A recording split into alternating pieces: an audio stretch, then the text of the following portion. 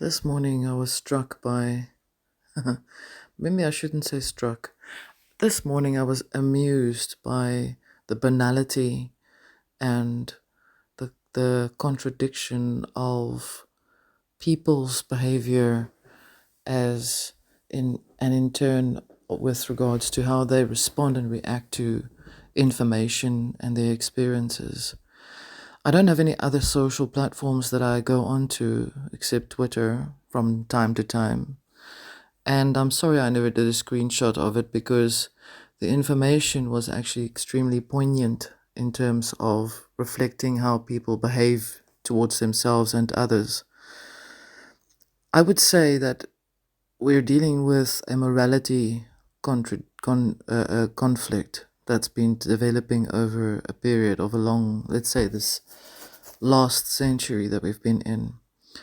I want to blame things, external ideologies and belief systems, but I can't even do that because it really takes a sense of something that is within a particular individual or person. And when I say individual, I refer to a person in singular form to be in that state of mind that they find themselves in and what they always want from the other or others. And this particular commentary that I saw on Twitter was about two journalists who were having an argument with one another, but it seemed to be a little heavily laid on, thickened up the story a bit, the drama around it a bit.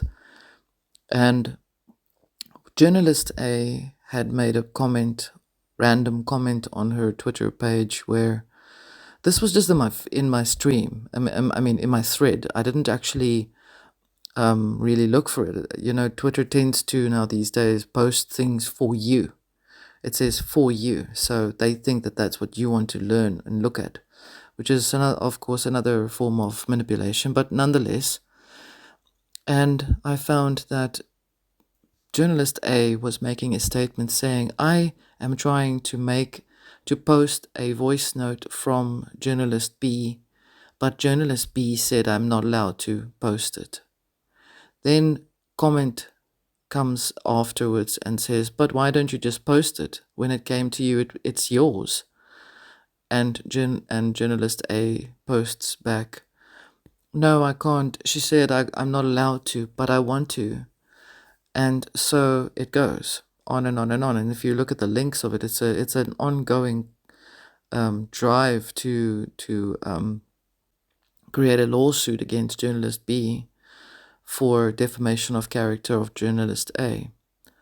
It's a personal, small little innuendo of the fickleness and the minuscule mindset of things when you look at the reality in terms of, let's say you look at Twitter as a slice of cake, and you think it's not Facebook, it's not big. I don't think it's as big as Facebook, although I don't know.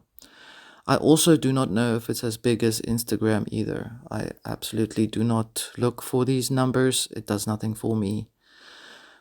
However, the reason that I'm trying to share with you, or that I'm just, rambling a little bit here, is the aspect in which the net has created these tiny little holes for people to poke into, to peer into, looking at each other, looking at one another.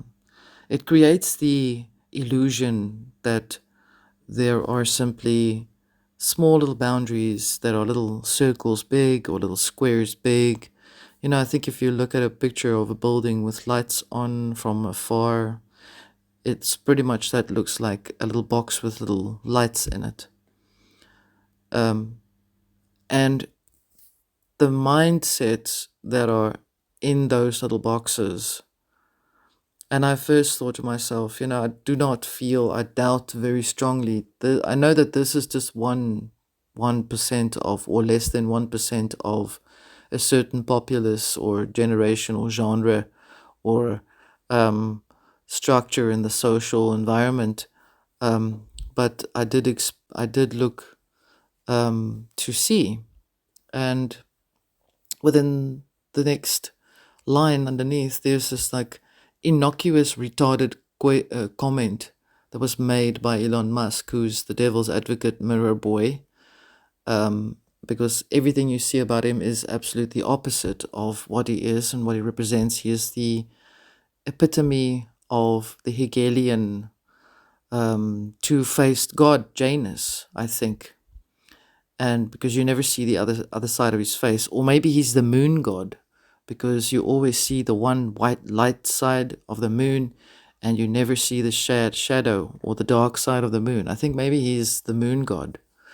I'm just throwing it out there. And basically, his comment was, I mean, I know that last week there was a little message posted somewhere in the media went absolutely nuts over the food that was fed to the masses, that he's brought in some remarkable commentary about artificial intelligence, which, let me say this, artificial intelligence is really just pre-programmed data that's put into a stream of orders and programs. It's writing a program. That's what it is. I was involved in writing um, some of the program a long time ago. So I know that if you want to have a thing do something, you have to give them the orders to do it. And that's how that thing becomes sentient, because it repeats a set of programs for it to become. And when I say sentience, I'm saying it lightly. I'm not saying it as an actual fact. I'm saying it that it is really just a set of programs. So how it responds and behaves is just, it's pre-programmed. It uses algorithms, etc., etc. There is no chance for these things to ever become sentient ever. They only become much more predictive in terms of the algorithms that's being fed to them by people's data. That's how it works. I mean, if you've seen Minority Report, you'll remember that that's what's basically the deal. But nonetheless, going back to the comment that Mascarino made, and or masked Elon, and he said, an old joke from two scientists looking for God while building a supercomputer to find God, and then the punchline, I am God, mother effers. And that's basically the punchline of his joke, which is then followed by a string of other algorithm bots that are basically advertising how to that we're going to be in imminent danger, the world's going to run out of money, and we can't print any money anymore, and it's all digital currency, blah blah blah blah blah. If it's not the one thing, it's the other thing. If it's not the weather, it's the farmers. If it's not the farmers, it's social construct. If it's not social construct, it's all mirror images, mirror frequencies, mirror elements that keep mirroring back and forth and back and forth. I mean, I've said before that if you look at the reality that you're existing within, if you stay within that present, your immediate reality, or your reality bubble, or your immediate space that you hold within yourself, if you stay within that space and you are sovereign within that space, of course, you would need to work to become sovereign within your consciousness, within your thoughts. In other words, becoming owner of who you are. In other words, taking ownership of your conscious thoughts, of what you think and what you ingest, and whether the tomato has had pesticide on it, or whether you've decided to wash the tomato before you make it into a salad, etc., etc. I'm talking about ingesting that, but also mental ingestion, which does not bode you well if it gives you indigestion. But needless to say, when I looked at those comments on that platform, I looked further back. I stepped back a little bit more, and I was looking at everything, and I was seeing, I was looking for morality. I was looking for some um, humanness, humanity. I was looking for something a little bit human, and I didn't find anything in pages and pages and pages and pages as I was going up and up and up and up on this feed.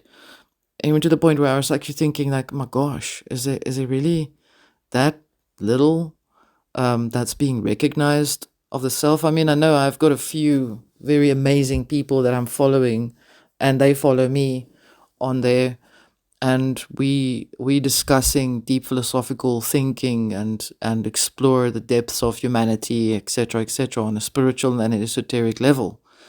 But that's it, and I highly treasure those people because they're people that are standing out, just like I treasure people that speak their mind.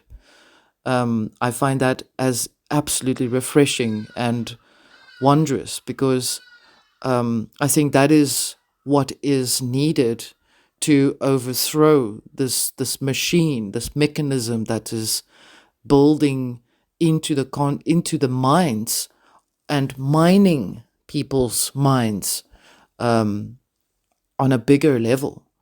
And I'm saying this in a general perspective.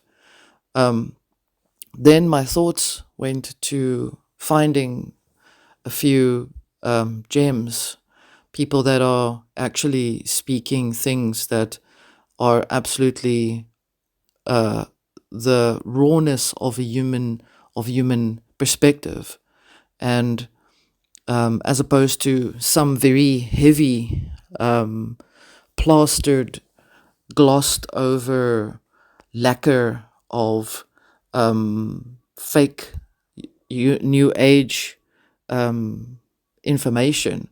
And I love connecting and looking for humans because these are those people that are glossed under and over with their sheen. Those are the people that have, like I've always said, they've got the biggest channels and they swing the biggest number and support and all of that shit.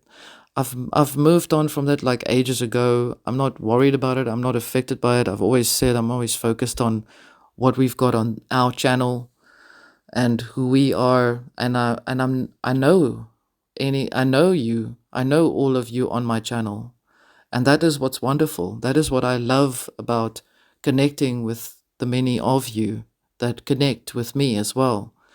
And that is what is precious to ourselves, our individuality, our authenticity, our originality. I've always said that we have fire-branded DNA, and that is why there's such a drive to try and eradicate people or use our consciousness for them as a food source. And I then pondered on the idea of what happens to the system overlay when there's more and more people that are actually reaching out to people, humans reaching out to humans, not bot behavior, not big fish channels that try to hit onto little channels and feed from them, suck them dry and even hack their dreams, which is a problem when you're psychic, when you're consciousness, you're spiritual, you're working on all the facets of your inner self, and you're building yourself a path to get out of here. You're building a tunnel to get through the layers of and doorways and levels of craftsmanship by Lovecraftian craftsmanship. That would explain it really well. And then I find myself thinking, like I said, I've pondered on the idea, and I've been reminded to ponder on it by some amazing people that I've come across over the last few weeks or so about the idea of the soul trap.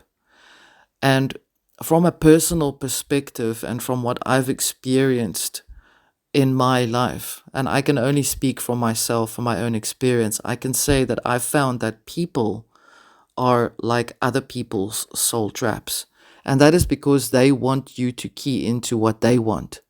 And that traps you into that type of space and reality. Some people spoke long time ago, and like I said, the information on my channel is of long time ago. I've opened my channel, I think, in 2010, 2009, 2010, I think.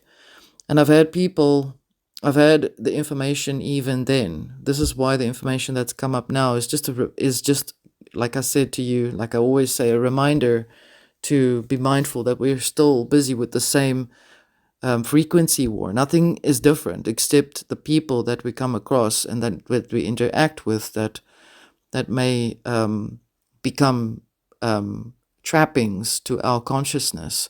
And when I say people are soul traps for one another, I'm not just only referring to the dark magicians that are using soul energy to actually enforce and uphold that mirror world, the system overlay, which basically prevents you from actually accessing the original field of infinite potential so that you could actually go through even that and return back to where you originate from, your original point of origin, because that is how it operates in this reality. This operates within a closed system. This reality is a closed system, but you're meant to break through the barriers.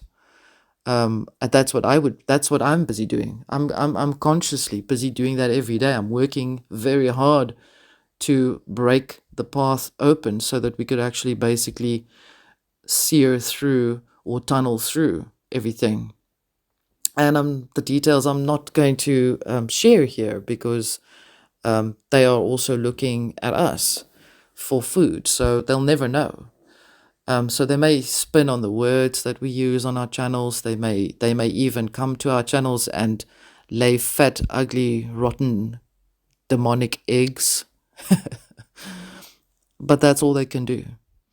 And all they seek is to try and bring you down. They seek to try and draw you into their fold, because that's how they operate. They fold around things.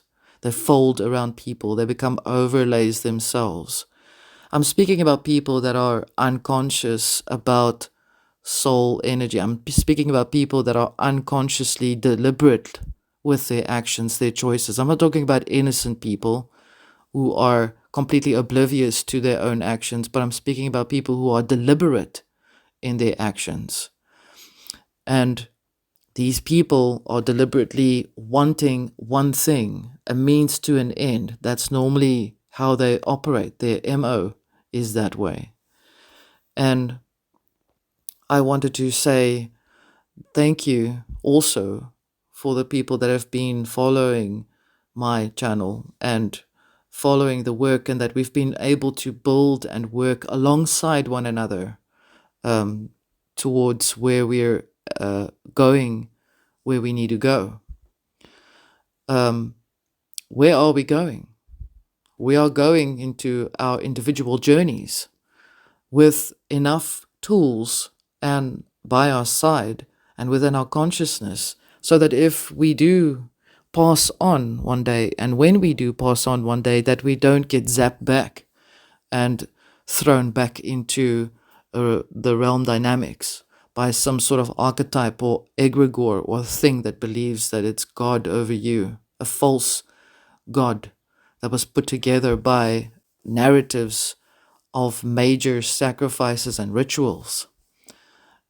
I can tell you, I can share you a little part of my story that I had about 3 NDEs, near death experiences. I had the first one. I know on all 3 occasions, it's not important as to how it happened, but there was a definitive change from the first one to the second one and the third one.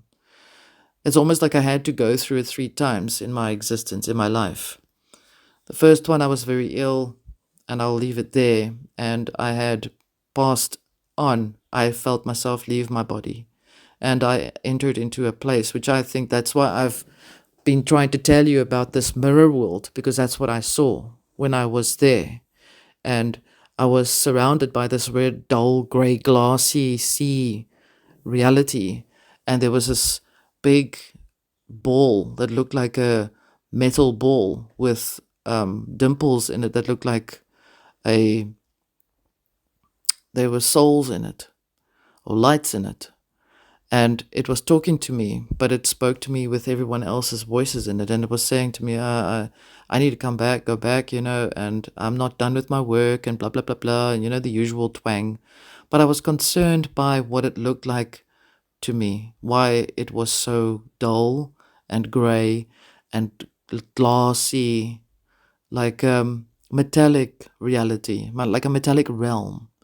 And then I realized this must be the mirror world, because that is how it came to me many years later after that experience. And I'd worked super hard on myself to try and break through that belief by going deeper into me, by exploring me in a much deeper level, by exploring who I am, by exploring what makes me happy, by exploring how do I make myself happy, by exploring um, what my origins are, my spirit, my soul.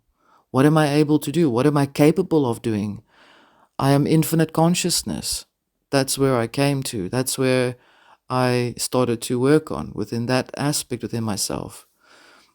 We all are infinite consciousness. I mean, speaking only to those that are alive, I'm not speaking to the unalive. And the second time it happened, it was after I had an accident with my I wasn't in a mortal accident, but I had an accident with my hand, and I had to go to the hospital, and I left my body. I think I was opportunistic to try and I think it just happened spontaneously, although there are no such things as that. But anyway, in terms of that event, and I found myself completely in a different reality, and I found myself in a space that was completely different. It had appeared to be like the color of a womb like energy, and it was not confined by anything. And I saw others there too, and I felt and I saw others there, and I felt love. I felt love of absolute proportions, and I felt the presence of that love talk to me and say to me, I'm welcome to be there, and I'm basically on a plane that I can explore even further if I wanted to. And there was no religion attached to it. There was no archetypes attached to it. There was absolute pure moment of experience. And I felt guilty because I had left I had my loved ones behind, and I wanted to come back because of that. So I came back. There was nothing that blocked me. There was nothing that blitzed me in my eyes. There was no bright white light. None of that happened.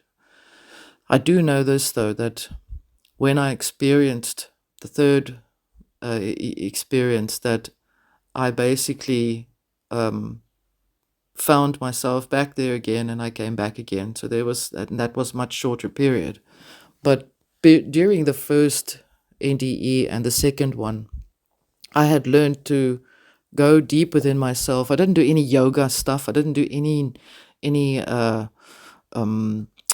kundalini, nothing. I didn't none of those things. I didn't do yoga, yogi, none of those things. I just basically focused on myself, and I focused on a much deeper connection, on love, and on reasoning with intelligence and respect and all of those things. And I found myself basically having a dream, or not a dream, but an experience that I basically found myself going in and looping back out again, almost like the Mobius coil. That was that was after that event, that first event. So that I'd realized, oh, that is how you do it. You have to break through the barriers or the doorways inside of you, the realms inside of you, before you're able to break through the other realms outside of you. That's my story. That's the story that I've experienced. It'll be amazing to hear what your stories are. And if you feel comfortable to send it to me, or to reach out to me on my Discord channel. My channel is on the About section. You'll see where it is. And for you to share your experiences if you're interested in that. So I'm leaving that with you, and I'm going to just remind you that we have the next lecture lesson coming up, same day, same night, same time, and we will be discussing lecture 1 of the metaphysics. And I'm leaving that with you, and have a beautiful day. Talk soon.